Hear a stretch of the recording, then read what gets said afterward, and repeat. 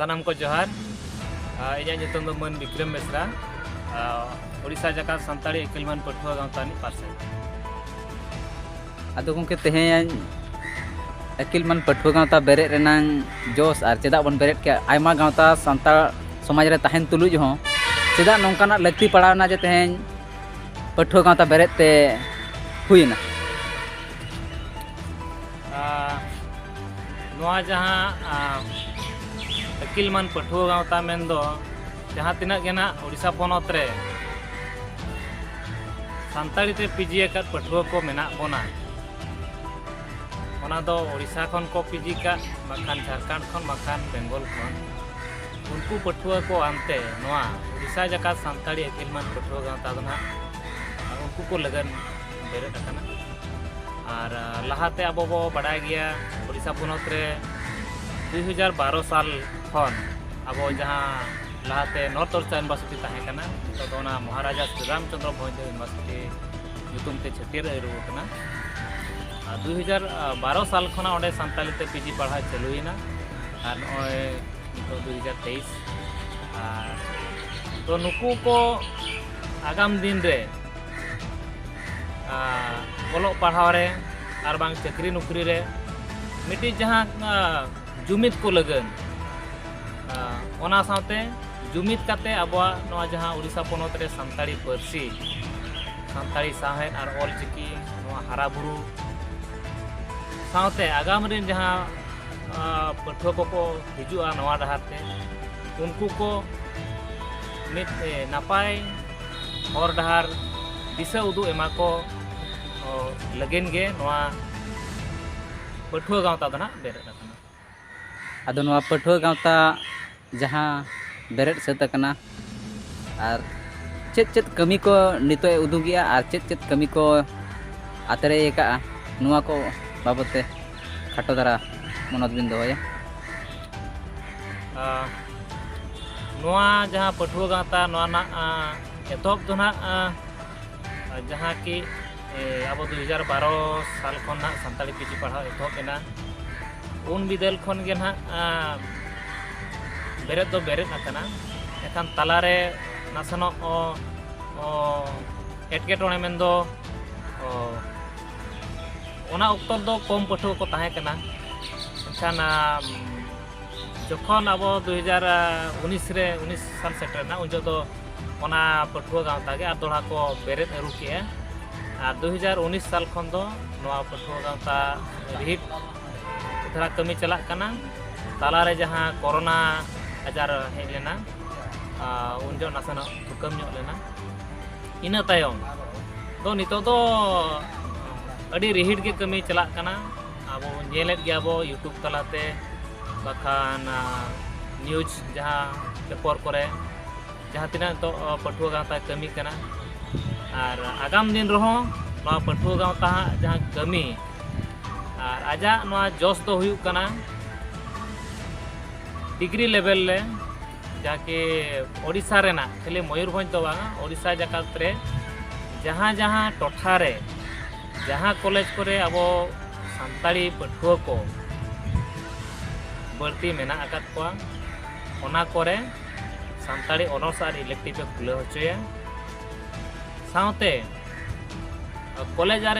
university करे हो जहाँ करे कि पीजी को एटा सब्जेक्ट में पीजी पढ़ा चला कना ओना करे हो जहाँ रे सानताड़ पठुआ ढेर को ताहेना ओना करे सानताड़ी ऑनर्स खुले होचोया ऑनर्स और पीजी साथे पीएचडी नौकाना कमी होराय साब आका साथे जहाँ कोर्स जहाँ खुलेना ओना खुले काते मा बांग गाना मिट्टी टीचर अपॉइंटमेंट हो लगती गे ओना लगन हो सरकार पाहटा खन चेक लेकारे रेगुलर टीचर एटा सब्जेक्ट ना जहाँ लेका अब जुदी बो मेना गवर्नमेंट कॉलेज लगन खान दो जहाँ OPSC Odisha public service commission पाहटा खन government lecture post assistant professor post create हुई करे उनका गे अब जहाँ एडेड गवर्नमेंट डिग्री कॉलेज ओना करे दो स्टेट सिलेक्शन बोर्ड एसएसबी पाहटा खना लेक्चर पोस्ट क्रिएट कना ओना करे हो अब सानताड़ी साताम ते चेक लेकारे सानताड़ी लेक्चर पोस्ट क्रिएट हुई दाड़े ओना बखरा हो कमी होरा साब आका ᱚᱱᱟ ᱥᱟᱶᱛᱮ ᱟᱵᱚ ᱡᱟᱦᱟᱸ OPSC ᱡᱟᱦᱟᱸ ᱫᱚ ओडिशा सिविल सर्विस रे जहाँ नित धाबी ना अब ओडिशा रे दो सानताड़ी मिट्टी जहाँ इंडियन लिटरेचर लांग माने लिटरेचर रे जहाँ सानताड़ी पर्सी नित अवरी सेलेदोआ ओना रे हों मिट ऑप्शनल सब्जेक्ट लेकाते सानताड़ी पर्सी सेलेद होचो बकरा नई पठुआ गावता कमी हराय साब आका ओना साउते आगाम दिन रे जहाँ +2 लेवल रे ओना रहो चेल करे सानताड़ी सताम अरे सेलेक्ट हुई दाड़ेया साउते जहाँ लेक्चर पोस्ट को क्रिएट हुई दाड़ेया नोकाना कमी हरा नई पठुआ गावता दाराते चला कना आर आगाम दिन रो ना कमी दो रिहिल गे ताहे अदो गोंके नितो जहाँ तिनी पठुआ गावता कुरुमुटुते बांग आजा आंदेते जहाँ तिनंगे कमी आतरे एकात बांग आतरे सेदका ओका ओका कॉलेज रे बांग यूनिवर्सिटी रे नवा ओडिशा पोनोत रे कमी कसनी और बांग यूनिवर्सिटी आसरा करे बांग जगत बिरदागार करे ओका करे चला कना नवा करनांग नितुम बिन सेटेर सदरना दिसम हॉल को तलारे नित धाबी अब ओडिशा पोनोत रेना महाराजा श्री रामचंद्र भंजदेव यूनिवर्सिटी बारिपदा ओडे सानताड़ी PG सर्टिफिकेट कोर्स और PhD कोर्स चला कना लाहा दो एमफिल हो ताहे कना मेनखान निये 2023 खन ओना ना ओचो कना ओनाते नितो दो सानताड़ ते PG सर्टिफिकेट कोर्स और PhD पढ़ा चला कना ओना साथे आबो संबलपुर यूनिवर्सिटी दो सानताड़ी PhD कोर्स चला कना ओना साथे आबो FM यूनिवर्सिटी बालेश्वर नोडे दो नेस खन गे सानताड़ी सर्टिफिकेट कोर्स तुरुई चांदो रेना ओडे चला कना ओना साथे आबो किस यूनिवर्सिटी भुवनेश्वर ओने दो सानताड़ी PG और PhD पढ़ा चला कना और आबो MPC ऑटोनोमस कॉलेज बारिपदा नोडे दो सानताड़ ऑनर्स सानताड़ PG पढ़ा चला कना ओना साथे आबो FM ऑटोनोमस कॉलेज ओने दो सानताड़ी MIL और ऑनर्स पढ़ा चला कना और नेस एंदो 2023-24 सेशन खन दो नवा करते अब Karanjia autonomous college Karanjia Rohidas Soren degree college Kundabai और Mayurbhanj college of management and degree college Baripada नोडे सानताड़ी ऑनर्स पढ़ा चला आले जहाँ कुरुमुटु ओना भितर खन दो अडिगान गे ना मेमोरेंडम को माले एम आका मयूरभंज रेना बर्ती काते और नवा करे खन दो ना जहाँ पेया कॉलेज लई के नेस जहाँ रे ऑनर्स पढ़ा चला कना नवा करे ना आले जहाँ दबी सकम को एम ले ओना कोने जॉब अदो गोंके ओडिशा पोनोत रे जहाँ लेका बिस्ती कायते मयूरभंज मिदटांग सानताल बांग आदिवासी डोमिनेटेड एरिया कना और बांग जगह कना बिस्ती कायते नवा भोज दिसम रे आदिवासी के बिस्ती को नेलोआ ओना सुर सुपुर होनत करे जहाँ लेका सुर सुपुर ताहेना बालेश्वर उनकागे केउझर और बांग सुंदरगढ़ और केउझर बाबत जहाँ एरिया मेना आका डोमिनेटेड ओंडे हो अड़ी आमदा सानताल लड़का बांग नोंकान आदिवासी हॉल बन नेल ᱧᱟᱢᱚᱜᱼᱟ आदो ओना को इदी कते पठुआ गावता ओका लेका उयहर भावना का आगाम दिन रे ओका लेका ओना करे हो आबोरिन पठुआ को ताहेन कना उनको को ओका लेका सुविधा बन एम दाड़े ओका नोआ को इदी कतेन पठुआ गावता ओका लेका उयहर का ने चलावेन सेरमा रे दो मयूरभंज गे ना ले कवर ले मयूरभंज बालेश्वर कटक रेवेन्सा यूनिवर्सिटी ले चला लेना OPC अब कटक ले चला लेना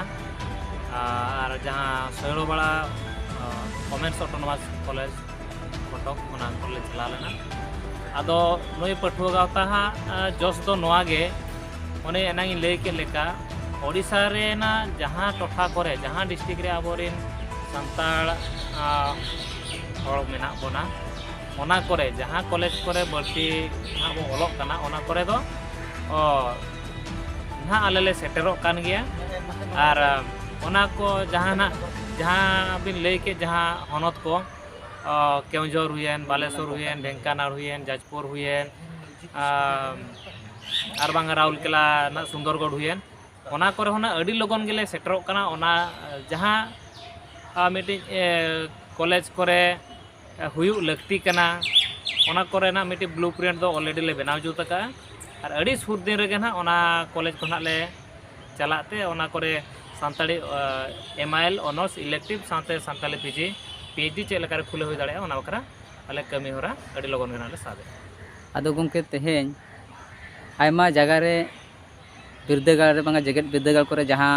ᱥᱮᱥᱚᱱ ᱵᱟᱝ ᱚᱞᱚᱜ ᱯᱚᱲᱦᱚᱱ ᱪᱟᱞᱟᱜ ᱠᱟᱱᱟ ᱟᱭᱢᱟ ᱡᱟᱭᱜᱟ ᱡᱟᱦᱟᱸ ᱠᱚᱨᱮ ᱵᱟᱝ ᱠᱷᱩᱞᱟᱹᱣ ᱟᱠᱟᱱᱟ ᱵᱟᱝᱠᱷᱟᱱ ᱛᱮᱦᱮᱧ